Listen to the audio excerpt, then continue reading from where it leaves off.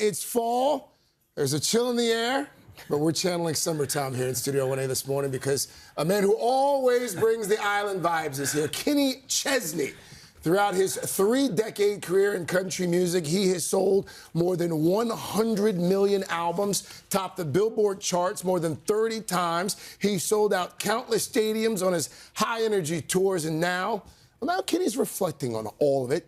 His first book is out today. It's called Heart, Life, Music. Kenny Chesney, welcome back. Good to see you, man. We wanted you to Thanks for having me back. This is incredible. We wanted you to feel at home. I feel at home. Wanted you to feel at home. You're in the middle of the city. I feel great. Congratulations. Thank you. Congratulations on something else.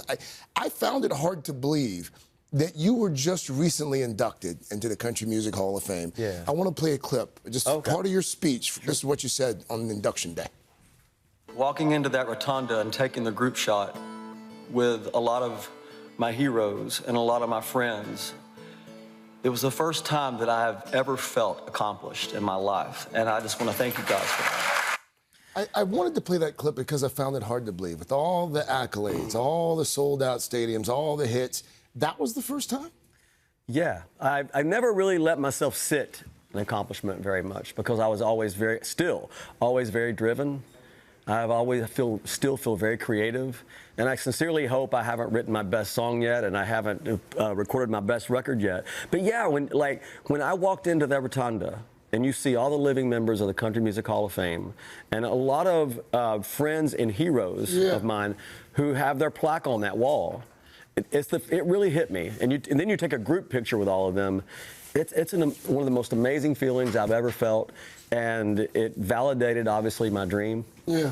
But it was the first time that I went, okay, this is pretty cool, and you should feel very thankful and grateful and feel accomplished of something. And what a blessing to have both of your parents there in the audience as well. Look, it was, yeah, I think when I first started, I think my mom and my dad thought this was going to be something that I was going to try for a couple of years, then come back and get a real job, you know what I mean? So they were very patient, and to have them there with me, getting inducted, for being honored for my life's work, and to be at a place in my life to still have my mom and dad beside me was an amazing gift. Let's talk about the book. Okay. You insist that this is not a memoir.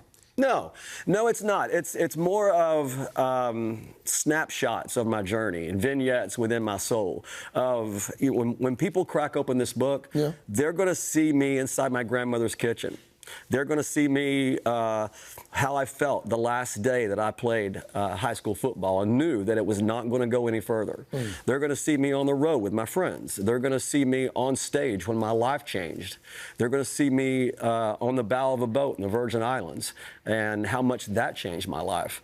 And they're also going to see me not just meeting my heroes, they're going to see me collaborating and becoming friends with them. And you know, the universe is an unbelievable thing, you know, because if you'd have told the kid in Knoxville, Tennessee, that he was going to meet Van Halen, those guys in Eddie Van Halen, if he was going to meet Sammy Hagar, if they're going to meet Jimmy Buffett, Steve Miller, Joe Walsh, and go on the road with George Strait, all these people, I love their music. And the next thing, you know, you fast forward years later, and they're in my life somehow, you know, so I feel like it was all.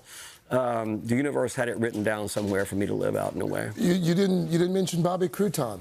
You didn't mention your island alter ego. Well, I should have, because yes. Who is Bobby Crouton for folks? Bobby Crouton is the antithesis of Kenny Chesney.